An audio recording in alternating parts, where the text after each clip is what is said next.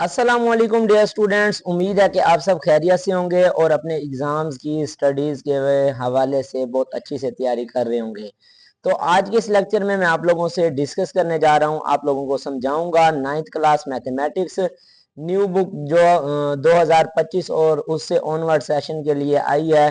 तो उसकी exercise number 1.2 आज के इस लेक्चर में मैं आप लोगों से डिस्कस करने जा रहा हूँ डिटेल्ड में, step by step easy method के साथ आप लोगों को समझाऊंगा। इंशाल्लाह आप लोगों को आसानी से समझ आ जाएगी। क्वेश्चन नंबर 1 दिया हुआ जी, rationalise the denominator of the following. हमारे पास एक एक्सप्रेशन दी हुई है फ्रैक्शन में, तो उसका हमने रेशनलाइज करना है डिनोमिनेटर के साथ उसको, और उसको सिंप्लीफाई करना है। अब पहली जो हमारे पास पार्ट है उसका जो दिया हुआ है, हमारे पास दिया हुआ जी 13 डिवाइडेड बाई 4 प्लस के रूट 3। अब डिनोमिनेटर हमारे पास यहाँ पर क्या है, 4 प्लस के रूट 3। जो डिवाइड फ्रैक्शन के नीचे वैल्यू होती है उसको डिनोमिनेटर कहते हैं। अब इसको हमने रेशनलाइज करना है। इसका मतलब यह है कि इस वैल्यू का हमने कॉन्जुगेट लेकर उसको मल्टीप्लाई और डिवाइड कराना है। कॉन्जुगेट का मतलब क्या है कि दरमियान में जो साइन होता है उसको हमने चेंज करना है। अगर तो ये साइन है प्लस का तो उसको बना देंगे माइनस, अगर ये माइनस का है तो उसको बना देंगे प्लस। अब फर्स्ट ऑफ ऑल ये वाली सारी टर्म एज इट इज आ जाएगी, फिर इसको हमने मल्टीप्लाई करवा देना है। इसके डिनोमिनेटर को जो साइन है उसको चेंज कर देना है। यहाँ पर प्लस है तो इधर ये आ गया माइनस, और डिवाइड में भी वही, इसको जस्ट मल्टीप्लाई करवा कर लिख देना है। अब इस वैल्यू को हमने करना है सिंप्लीफाई। तो ऊपर वाली वैल्यू ऊपर वाली सारी वैल्यू से मल्टीप्लाई हो जाएगी और नीचे वाली दो आपस में ये मल्टीप्लाई हो जाएंगी। तो 13 को हमने मल्टीप्लाई करवा दिया 4 माइनस के रूट 3 के साथ। अब यहाँ पर देख लो ये दो वैल्यूज मल्टीप्लाई हो रही है, तो समझ लो यहाँ पर फार्मूला लग रहा है ए plus B, A minus B किसके इक्वल होता है, ए स्केयर माइनस बी का स्केयर। तो ए यहाँ पर हमारे पास 4 है और बी हमारे पास यहाँ पर स्केयर रूट 3 है, तो उनका हमने यहाँ पर स्केयर लिख दिया फार्मूले के मुताबिक। अब ये वाली वैल्यू सारी एज इट इज आ जाएगी। 4 का स्केयर हमारे पास 16 माइनस आ गया, और ये स्केयर से स्केयर रूट कैंसिल हो जाएगा तो 3 रह जाएगा हमारे पास।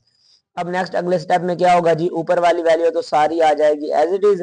डिवाइड में 16 माइनस 3 हमारे पास आ गया जी 13। अब 13 डिनोमिनेटर में और नोमिनेटर में ये दोनों एक दूसरे को कैंसिल कर देंगी, पीछे रह जाएगा 4 माइनस के रूट 3। तो ये हमारे पास सिंपलेस्ट फॉर्म में आकर क्वेश्चन नंबर 1 का जो पार्ट नंबर 1 है उसका आंसर आ गया। नेक्स्ट इसी तरह से हमारे पास क्वेश्चन नंबर 2 और इसके 1 का 2 पार्ट और इसके रिमेनिंग जो है वो सारे मैं आप लोगों से डिस्कस कर रहा हूँ, तो आप लोगों ने समझते जाना है साथ साथ। अब पार्ट नंबर जो 2 दिया हुआ है वो है जिसके रूट 2 प्लस के रूट 5 ओवर के रूट 3। इसको भी हमने रेशनलाइज करना है। डिनोमिनेटर में जस्ट एक ही टर्म है, दरमियान में कोई साइन नहीं है, ना प्लस का ना माइनस का। तो जब एक ही वैल्यू होगी तो उसी को हम मल्टीप्लाई और डिवाइड करवा देंगे, सिंपल इज दैट, ये बात है। अब ऊपर वाली वैल्यू को इस वैल्यू से मल्टीप्लाई करवा दिया, इसको इसके साथ मल्टीप्लाई करवा दिया। अब ये सारी वैल्यू को एज इट इज लिख देंगे। ये दो मरतबा मल्टीप्लाई हो रहे हैं तो इसका स्क्वायर आ जाएगा। अब देख लो हमारे पास दो वैल्यूज हैं, पहली जो है फ्रैक्शन में सॉरी स्क्वायर रूट में है, और जो बाहर वाली मल्टीप्लाई हो रही है वो भी स्क्वायर रूट में है। जब दो वैल्यूज स्क्वायर रूट वाली आपस में मल्टीप्लाई होंगी तो स्क्वायर रूट के अंदर ही उनको मल्टीप्लाई करवा कर लिख देंगे। तो 2 3 दा 6 और स्क्वायर रूट आ जाएगा। इसी तरह से प्लस आ गया 5 3 दा 15 और ये square root as it is आ गया। अब डिनोमिनेटर में ये स्क्वायर से स्क्वायर रूट कैंसिल हो गया तो 3 आ गया। तो ये हमारे पास पार्ट नंबर जो 2 है उसकी सिंपलेस्ट फॉर्म हो गई, और ये इसका हमारे पास आंसर आ गया।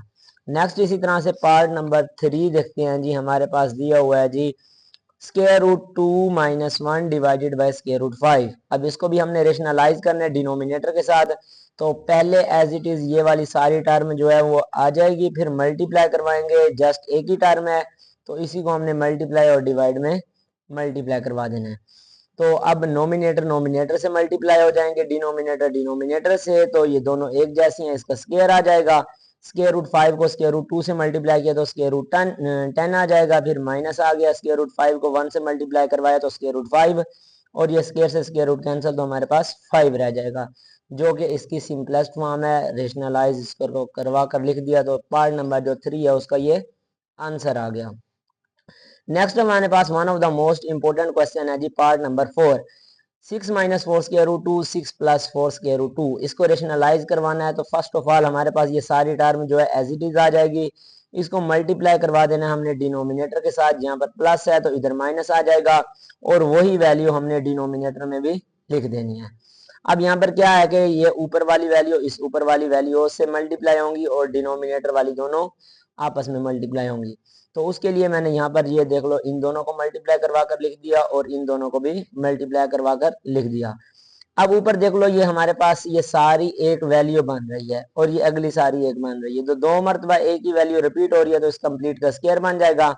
अब यहाँ पर देख लो a plus B A minus B किसके इक्वल होगा, ए का स्क्वायर माइनस बी का स्क्वायर। अब नोमिनेटर में हमारे पास इस वैल्यू 6 को समझ लो a है माइनस और इस पूरी को समझ लो b है, तो a माइनस बी का स्क्वायर किसके इक्वल होता है, यहाँ पर मैंने फार्मूला लिख दिया जी, A square plus B square minus 2ab। तो a हमारे पास यहाँ पर 6 है और b है 4 स्क्वायर रूट 2। तो ये देख लो जी a का स्क्वायर प्लस b का स्क्वायर माइनस 2 इंटू ए इंटू बी और डिवाइड में ये 6 का स्क्वायर 36, 4 का स्क्वायर 16 और इस स्क्वायर से ये वाला स्क्वायर रूट कैंसिल 2 रह जाएगा। इसी तरह से सेम हमारे पास 6 का स्क्वायर आ गया प्लस 4 का स्क्वायर 16 आ गया, इस स्क्वायर से स्क्वायर रूट कैंसिल 2 आ जाएगा, माइनस 2 को 6 से मल्टीप्लाई किया 12, 12 को फिर 4 से मल्टीप्लाई किया 48 और ये वाला जो स्क्वायर रूट 2 है ये एज इट इज आ जाएगा। डिवाइड में हमारे पास 36 आ गया माइनस 16 मल्टीप्लाइड बाई 2 32 आ गया। अब 36 एज इट इज इसको इससे मल्टीप्लाई करवा कर 32 आ गया minus 48 square root 2 as it is. 36 minus 32 हमारे पास 4 आ गया जी। अब मजीद इसको सिंप्लीफाई करें तो 36 और 32 को प्लस किया तो हमारे पास 68 आ गया minus 48 square root 2 as it is वैसे का वैसे और ये वाला 4 भी एज इट इज लिख दिया। अब हमने क्या करना है कि इस वैल्यू को इसके साथ अलहदा डिवाइड करवा देना है, फिर माइनस लिखेंगे और इस वैल्यू को इसके साथ अलहदा डिवाइड करवा देंगे। तो उसके लिए यहाँ पर हमने जी लिख लिया जी 68 डिवाइडेड बाई 4 माइनस और दूसरी टर्म को भी इसे 4 से डिवाइड करवा दिया। अब 4 1 द 4 और ऊपर ये कैंसिल करवाएंगे तो ये देख लो 4 1 द 4, 4 1 द 4, यहाँ से 2 रह गया, 2 इसके साथ लगाएंगे तो 28 और 4 7 द 28 तो 17 आ गया माइनस 4 1 द 4, इसी तरह से 4 1 द 4 और 4 2 द 18 तो ये 12 और ये हमारे पास स्क्वायर रूट 2 आ गया। तो ये हमारे पास 17 minus 12 square root 2 part number 4 का हमारे पास आंसर आ गया। नेक्स्ट हमारे पास क्वेश्चन नंबर 1 का पार्ट नंबर 5 दिया हुआ है जी, square root 3 minus square root 2 divided by square root 3 plus square root 2। अब इसको भी हमने ये पार्ट 4 की तरह ही है, इसको भी रेशनलाइज करवाना है डिनोमिनेटर के साथ। तो पहली वैल्यू सारी एज इट इज आ जाएगी, मल्टीप्लाई डिनोमिनेटर का जो साइन है यहाँ पर उसको हमने चेंज करवा कर माइनस लिख दिया और डिवाइड में भी वही। अब ऊपर वाली ये सारी वैल्यू इस ऊपर वाली सारी वैल्यू से मल्टीप्लाई होगी, ये दोनों एक जैसी दो मरतबा मल्टीप्लाई हो रही है तो स्क्वायर में लिख दिया। उसके बाद ये देख लो a प्लस बी और a माइनस बी क्या हो जाएगा, a का स्क्वायर माइनस b का स्क्वायर। तो यहाँ पर ये देख लो a माइनस बी का स्क्वायर जब ओपन करेंगे तो a का स्क्वायर प्लस b का स्क्वायर माइनस 2ab ओवर ये स्क्वायर से square root cancel minus as it is और ये स्क्वायर से स्क्वायर रूट कैंसिल 2 आ जाएगा। अब यहाँ पर ये स्क्वायर से स्क्वायर रूट कैंसिल हो जाएगा, इसका भी स्क्वायर से स्क्वायर रूट कैंसिल हो जाएगा, इन दो को मल्टीप्लाई करवा देंगे जो 2 एज इट इज आ जाएगा, ये दोनों स्क्वायर रूट में है तो इन दोनों को मल्टीप्लाई करवाएंगे 3 टू द 6 बन जाएगा। अब यहाँ पर 3 plus 2 5 minus 2 square root 6 divide में 1 हो तो वही ऊपर वाली वैल्यू हम लिखते होते हैं, तो डिनोमिनेटर में 1 नहीं लिखते। पार्ट नंबर जो 5 है उसका ये हमारे पास आंसर आ गया। लास्ट में हमारे पास पार्ट नंबर 6 जो दिया हुआ है उसको हम सोल्व करते हैं जी। 4 square root 3 divided by square root 7 plus square root 5 आ गया।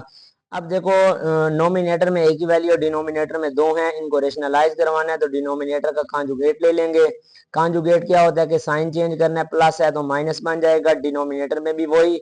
अब ऊपर वाली इन दो वैल्यूज को आपस में मल्टीप्लाई करवा दिया और डिनोमिनेटर वाली भी दोनों मल्टीप्लाई होंगी। तो देख लो a प्लस बी और a माइनस बी क्या हो जाएगा, a का स्क्वायर माइनस b का स्क्वायर जो यहाँ पर हमने लिख लिया। अब ये वाली टर्म एक है, ये अलहदा से है, ये अलहदा से। अब ये जो मल्टीप्लाई हो रही है इससे अलहदा होगी और इस वैल्यू को अगली वाली के साथ अलहदा मल्टीप्लाई करवाएंगे।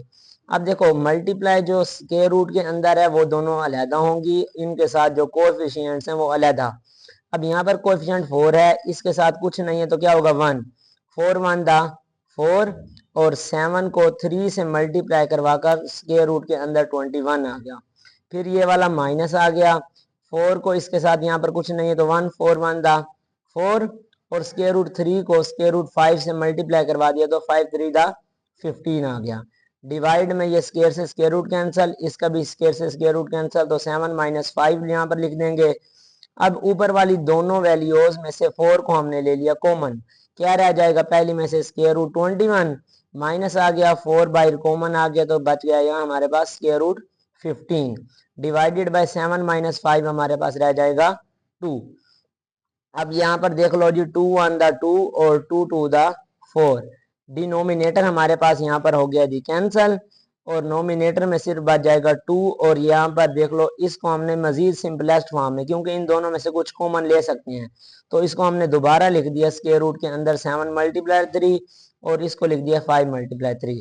अब दोनों के अंदर देख लो 3 कॉमन आ रहा है, तो स्क्वायर रूट 3 को कॉमन ले लेंगे, पीछे क्या रह जाएगा स्क्वायर रूट 7 और माइनस स्क्वायर रूट 5, तो जो कि इसकी सिंपलेस्ट फॉर्म है। ये पार्ट नंबर जो 6 है उसका ये आंसर आ गया। तो इस तरह से आज के लेक्चर में हम लोगों ने एक्सरसाइज नंबर 1.2 क्वेश्चन नंबर 1 को डिटेल्ड में डिस्कस कर लिया। होप सो आप लोगों को ये सारे क्वेश्चंस आसानी से समझ आ गए होंगे। तो इस तरह से आप लोगों ने इनकी खुद से प्रैक्टिस करनी है तमाम सवालात की, इंशाल्लाह आप लोगों को अच्छी तरह से ये फिर समझ आ जाएंगे। प्रैक्टिस आप लोगों ने लाजमन ज़रूर करनी है, जब प्रैक्टिस करेंगे तो फिर आप लोगों के क्वेश्चंस आसानी से आप लोगों को समझ आ जाएंगे, ग्रिप बन जाएगी, तो फिर जिस टाइप का भी क्वेश्चंस होंगे वो आप लोग आसानी से हल कर सकेंगे। तो अभी तक चैनल पर न्यू हैं तो चैनल को सब्सक्राइब कर दें ताकि नेक्स्ट आने वाली वीडियोस आप लोगों तक बहुत जल्द पहुंच सकें। तो मिलते हैं इस तरह से एक नेक्स्ट वीडियो लेक्चर में, तब तक के लिए अल्लाह हाफिज़।